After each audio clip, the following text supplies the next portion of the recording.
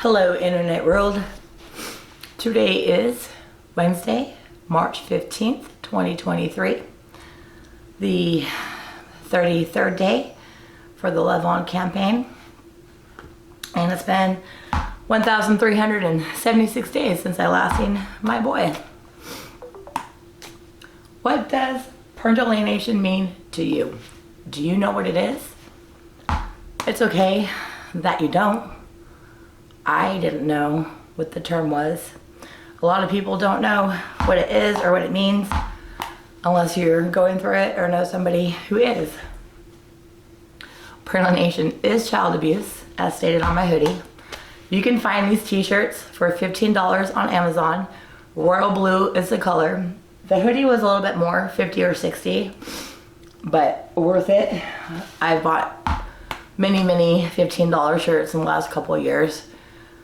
After washing them so many times, you have to get new ones. There was only once that the royal blue option wasn't there and I got a different blue, but with the filters I can change it to what I need. The term parental alienation, I didn't know what it was, and I was going through it. I knew that there was abuse, but I didn't know what the term parental alienation was. Definitely a relief to have a name for it and not just being accused and being told that you're crazy all the time. Didn't help my cause though. Parental alienation can sometimes be hard to prove, especially if there's no proof and it's just hearsay and it's 14 million people against you. 14 million people that you're related to, that you're birthed and raised with, and then they all disown you and take your son and hide. Because that's my life, and that's what parental alienation looks like for me. It also sounds like a whole bunch of different things too. For example, my dad telling my husband, "You will never father my grandson." He also told me on more than one occasion. This is one of my favorites. I can't believe he fucking told me this more than once. "I messed up with your brother. I messed up with your sister. I messed up with you. I'm gonna get it right with Credence." That's parental alienation. There's a lot of things that describe parental alienation. I would like to hear some of your stories. What does parental alienation mean to you, and what does it sound like and look like in your world of PA? Hit me up.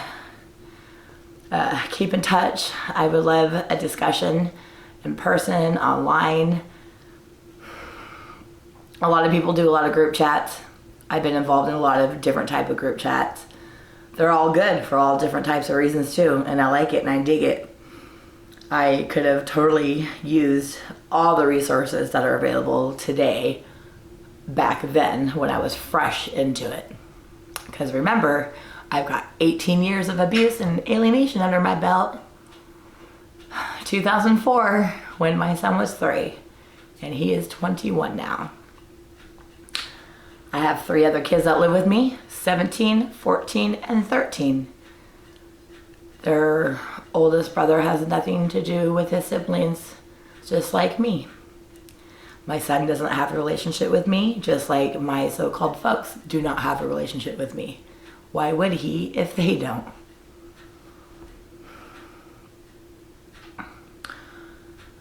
Somebody asked me at my last protest, "What does Credence think of all this?" That's funny. What does Credence think of all this?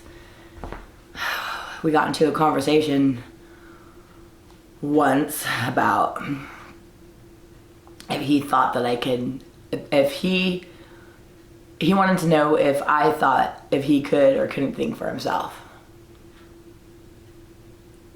So that was a trick question. Because telling him, "Yeah, I think you're brainwashed. I don't think you can think for yourself," wasn't going to fly well. But when he was telling me that he didn't Well, he isn't ready for a mother-son relationship. My mom, dad, and sister were all right behind him in the room staring me down while he was asking me if I thought that he had his own mind. That was a hard day. That was May, Mother's Day, my birthday. I knew something was wrong. I waited from Mother's Day until later on in the month about my birthday because I just knew and I just wasn't ready for it. I didn't want to. There's conversations that I need to have with my son that might not ever happen because he needs to want to have them to happen. So if he is going to continuously live in the world of lies and choose to ignore, then he's never going to know the truth. He's never going to come around. He's never going to be open to me, to his other family, us, to his immediate family. And that's sad, but that's what we have to spend 18 years of a harsh reality. The first 22 months he was taken from me, he seriously did not need to be taken from me, and he didn't need to be kept from me for so long. I should have had visits all along. First of all, he never should have been taken from me, but once he was, I should have had visits. My mom had told me that there's no way I'm going to get visits until the judge says so.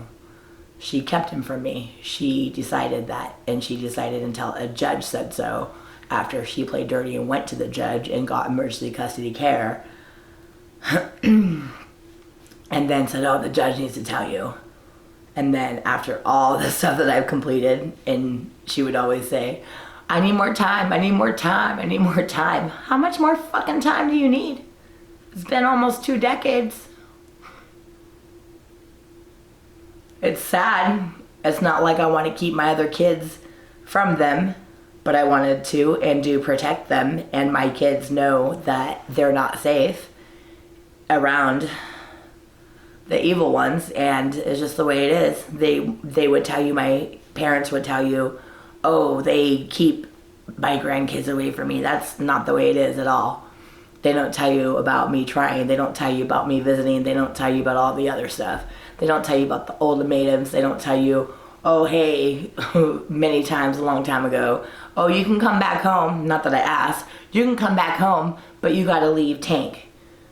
Just so many stipulations, so many conditions, so many this and that. Finally, when I broke free, I still couldn't break free because they still had me mentally. They had my son. It was really hard. Now that I am liberating myself and standing tall and fighting back, not only does it feel great, but it just kind of like solitudes cements. It cements already. It's gonna make it even more so where my son is just not gonna want to come to me.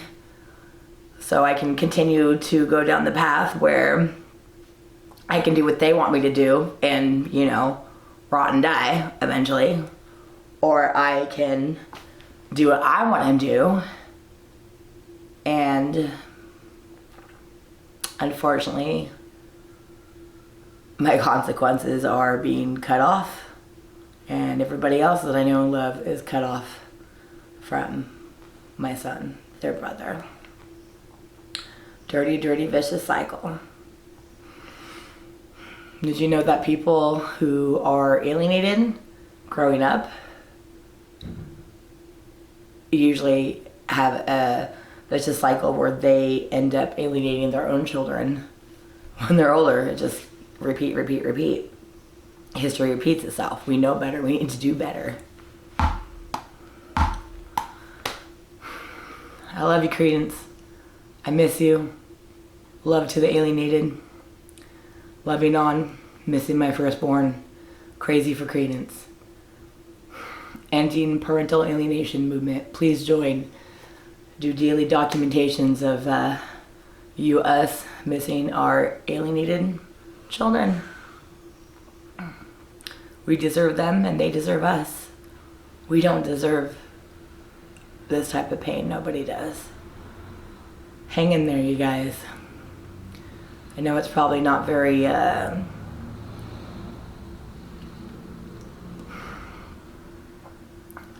it's gotta hurt others who are fresh in it and they hear 18 years. I got one friend who's got 6 years up on me, 24 years.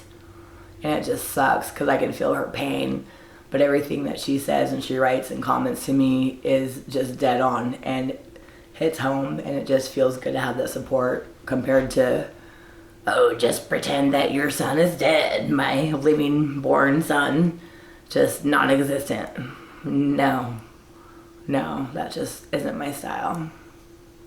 I'm always and forever going to scream that I'm crazy for credence.